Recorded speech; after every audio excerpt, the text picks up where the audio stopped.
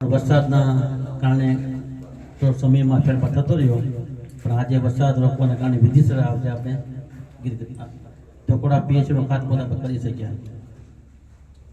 ડાયા બાપા જે આપણે ટકોર કરી છે એમાં મારે ખાસ તો ભાર દેવો છે, એટલા માટે કે હવે ધીમે ધીમે નાની મોટી ચૂંટણીઓ આવવાની છે. જે ગામમાંથી જે લોકો આવ્યા હોય એ ગામના લોકો ખાસ પહેલાં તો સમજી લે કે જે પ્રકારે અત્યારે વિસાવદરની ચૂંટણી જ્યાં પૂર્ણ થયા પછી વિસાવદરની અંદર જે ચૂંટણી આમ આદમી પાર્ટીવાળા જીતી ગયા, ત્યાર પછી આખું ગુજરાત જીતી ગયું એવું માનીને ચાલે છે. એના ભાગરૂપે અલગ અલગ જગ્યાએ પ્રોગ્રામ પણ એ પાર્ટી લેવલે કરતા હોય છે. એમાંનો એક પ્રોગ્રામ હમણાં ગીરગઢડા મુકામે પણ થયો. પણ ગીરગઢડા મુકામે પ્રોગ્રામ થયો, પણ એમાં આજે ખુલીને વાત ન કરાય, પણ અમુક લોકો ફિક્સ લોકો જ છે. આપણો પાર્ટીનો એક પણ કાર્યકર્તા એમાં પાર્ટીમાં કાંઈ ગયો નથી.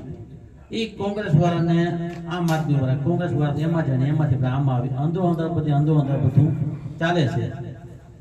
એટલે આપણે તો આપણા ગામમાંથી જ્યારે આમ આદમી વાળી પાર્ટીની વાત આવે ત્યારે તમે પણ નજર રાખજો કે આપણા ગામમાંથી કોઈ નાનો મોટો કાર્યકર્તા સિવાયના બીજા કોઈ લોકો જો હલતા હોય તો આપણે સ્ટેન્ડ કેમ કરવા, એને રોકી કેમ દેવા, એવો પ્રયત્ન કરજો. એટલા માટે કે આ લોકોને ખોટું બોલવું, મોટી મોટી વાતો કરવી, જે માંગો એ તમને આપી દે, જે માંગો એ લઈ જાઓ, અમે બેઠા છે. એટલે એમાં કાંઈ છે ને. આવતા દિવસોમાં દિલ્હી જેવી, દિલ્હીની અંદર 70 સીટો આવી હતી. દિલ્હી કેમ વહી ગઈ? અહીંયા ગુજરાતમાં તો આવવાની વાત જ ક્યાં આવે છે? દિલ્હીમાં આખી પાર્ટી સાફ થઈ ગઈ, દિલ્હીના આખા નેતાઓને જેલમાં વહી ગયા. આ તો એવું કોઈ કામ કરીને જ નાખ્યું. હજી તો અમે આવશું એટલે આમ કરી નાખું, તેમ કરી નાખશું. એમાં આલ્યો માલ્યો જમાલ્યો સિવાય કોઈ કાંઈ છે નહીં. એટલે આપણે એવી ખોટી લોભાવણી વાતોમાં કોઈ ન આવીએ. આપણે આપણા ગામનું જે પ્રકારે જિલ્લા પંચાયત, તાલુકા પંચાયતમાં જે ગામોમાંથી લીડ નીકળી હતી, જે પ્રકારે ધારાસભ્યની ચૂંટણીમાં લીડો નીકળી હતી, જે પ્રકારે આપણે લોકસભામાં રાજેશભાઈને જે પ્રકારે આપણે લીડ આપી શક્યા, 1, 2, 3 પ્રકારના આપણે જે વસ્તુ જેમાં લીડમાં વધારો કેમ થાય એ આપણે પોતપોતાના ગામની ચિંતા પોતપોતાના લોકો આવેલા લોકોએ કરવાની છે. પછી અમને એમ ન કહેતા કે આમ આદમી પાર્ટી વાળા હતા ને આમ થઈ ગયા. એમાં નબળું હમાતું જે થવું થાય, તમારી નોન પાર્ટીમાં ને અમારી પર લેવાતી હોય કે આમ કેમ થાય. તો ગામ જેમ તાલુકાની જવાબદારી મારી છે, એમ લોકસભા જવાબદારી રાજેશભાઈની છે, તો ગામની જવાબદારી તમારી છે. અમારા ઉના શહેરની વાત કરીએ, ઘણા લાંબા ટાઈમે 1.5-2 વર્ષથી ચૂંટણી બાકી છે. ત્યાંથી અત્યારથી આમ આદમી અને કોંગ્રેસ, આમ આદમી કોંગ્રેસ અલગ જગ્યાએ આમાં ભટકાય માથા પડીને બેઠા છે. કાંઈ મિટિંગ નથી થતી, જવાના છે અમને ખ્યાલ છે. જે લોકો જવા છે બુટલેગોર જેની કિંમત નથી, જેની વેલ્યુ નથી, એવા લોકોને બોલાવી ભોગલાવીને 200 લોકો ત્યાંથી લઈ આવીને 100 લોકો અહીંથી થાય એમ 300 લોકો બતાવી દે. એક જ ટોળું ફરે છે. 5 એક ગાડીમાં 5-7 જણા બેઠા હોય, એમ આપણે ઘણી બધા નથી દાડિયા લઈ આવે, એમ 200 રૂપિયા દાડિયા પણ લાવતા હશે કદાચ, હું તેમ માનું. એટલે એમાં મુખ્ય કહેવાતા સમાજના આગેવાનો, કોઈ પીઠ આગેવાનો કાંઈ છે નહીં. એટલે આની વાતોમાં કોઈ ન જો ગામના કોપમાં આખા શહેરમાં તાલુકામાં કઈ મીટિંગ ગઢડામાં ન થઈ, ઉના તાલુકામાં તો છેલ્લે કોપ ગામ પસંદ કરવું પડ્યું. કોપ ગામ એટલે છેવાડાનું ગામ છે, છેવાડાનું ગામ.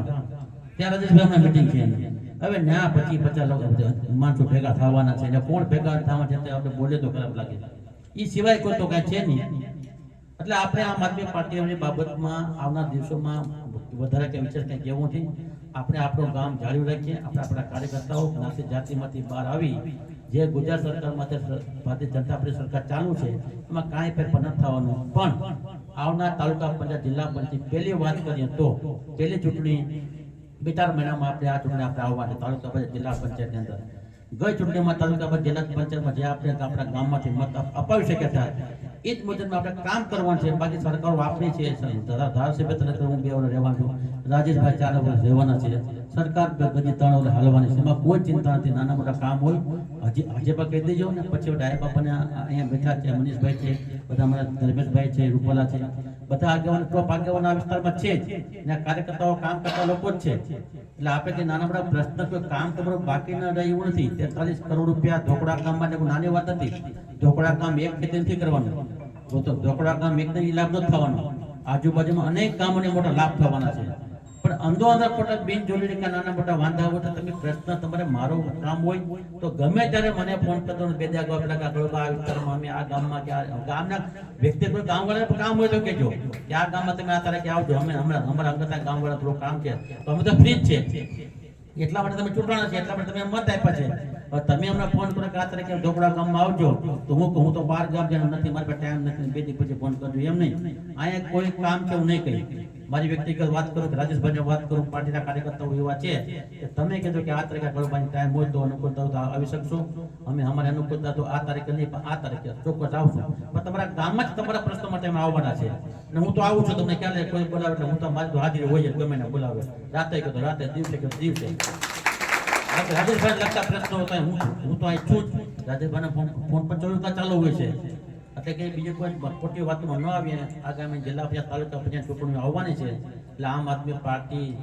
જોશ અને જુસ્સાથી કામ કરે છે પણ એ જોશ જુસ્સા 5 જણા જ છે એ 5 જણા આમદા ભટકાય છે એટલે આમાં આપણા કોઈ છઠ્ઠો ન જાય એ તાકાત આપણા ગામમાં જ કાલથી રાખીએ થઈ ગયો આભાર